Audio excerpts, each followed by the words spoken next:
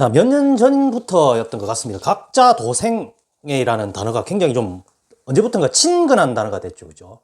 뭐, 뜻은 뭐 다 아실 겁니다. 각자 알아서 살아라. 살 길 찾아라.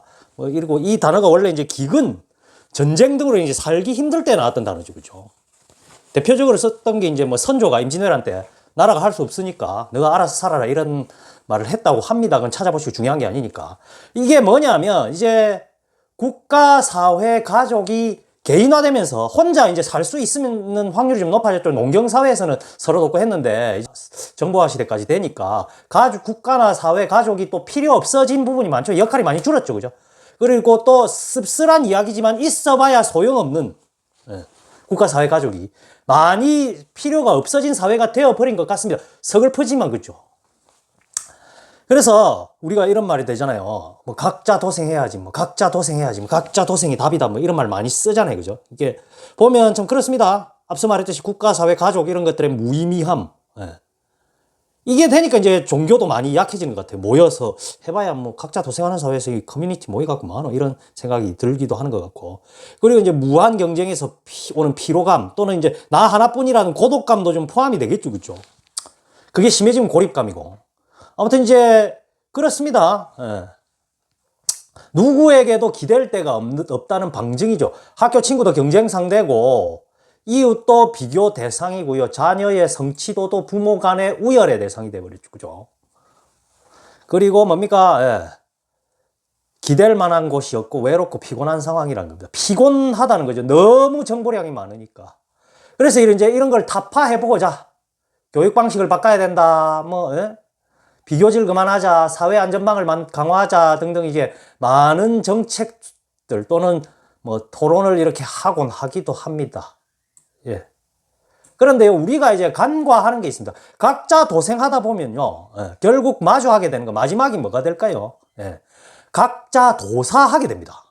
제가 이거 각자 도생이라는 단어를 막 보다가 이거 내가 각자 도사하게 생겼네 이래 생각을 하다가 문득 도서관에서 보니까 각자 도사의 사회 이래가지고 책이 있더라고요. 정확한 제목은 모르겠는데 한번 뭐 읽어보시면 좋을 것 같습니다. 죽음에 관해서 많이 다뤘던데 각자 도사하게 생겼습니다. 이게 제가 만든 단어가 아니고 우연히 겹쳤던 겁니다. 그래서 각자 여러분들 도사하게 생겼습니다. 도사하게.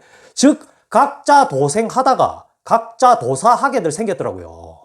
사실은 우리는 뭐 지금껏 쭉 각자 도사해 왔는데 죽는데 뭐 따로 뭐 있습니까? 각자 도사해 왔지. 근데 여기에서 이제 사회나 커뮤니티, 예를 들어서 뭐 장례 같은 걸 기독교식으로 치르다, 뭐 절에 치르더라, 뭐 하더라 해서 뭐 종교적 커뮤니티나 가족이 끼어들긴 했지만 이제는 뭐죠? 종교도 해체되고 있고요. 1인 가구도 늘고 수명도 연장되기 때문에 이 죽음도 이제는 각자 도사할 판입니다. 그런데 이 죽음이 지금 상태로 가기에는 개인에게 맡기기에 너무 큰 부담이 돼버린 시대가 된 겁니다. 시대가 된 거야. 각자 도생. 이게 이제 한국에서 한창 유행하거나 지금까지 받아들이는 게 뭐냐 하면 비정하죠, 좀. 그 단어 앞에서 우리가 너무 비정하니까 머리 싸매고 고민하듯이 다가올 각자 도사라는 단어에도 우리가 이제 머리 싸매고 고민해야 되지 않겠습니까? 사실은 국가나 사회가 아무것도 해주지 못한다는 의미에서 이 각자 도생을 고민해 보듯이 각자 도사라는 단어도 고민을 해야 될 단계가 온 겁니다. 그게 이제 호스피스이든 호스피스에서의 죽음이든 제가 주장하는 광의적 안락사이든 죽음이 찾아올 때까지 버티는 삶이든 즉 뭐 자연사시든지 곡기 끊는 분도 계시다 하더라고요. 뭐 그렇다 칩시다. 이제는 뭔가 좀 새롭게 생각해야 할 시기가 온 게 아닐까 싶습니다. 여러분 그렇게 생각 안 하세요? 그리고 제가 뭐 채널 시청자가 30대부터 한 40대 초반 남자분들이더라고요. 근데 보면 조금 더 이제 나이가 먹으면 곧 가족들의 임종 시기가 다가올 겁니다. 그때 가보면 알 겁니다. 여러분이 결정할 수 있는 게 별로 없습니다. 그걸 알게 될 겁니다.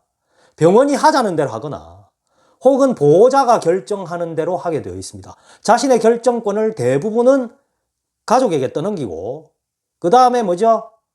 병원의 절차, 장례식장의 절차로 따라가게 되어 있습니다. 100번 양보해서 각자 도사하는 분위기라 각자 이제 도사한다고 해서 뭐 죽음을 선택하고 싶으면 뭐죠? 자살 방조죄 어쩌고 해서 막고 있잖아요. 각자 도사해서 이제 뭐 좀 가족 힘 잠깐 빌려보자 해서 뭐 스위스로 간다든지 뭐 해서 도사하고 싶은데 자살 방조죄로 맞고 있잖아요. 존엄사법이 없으니까.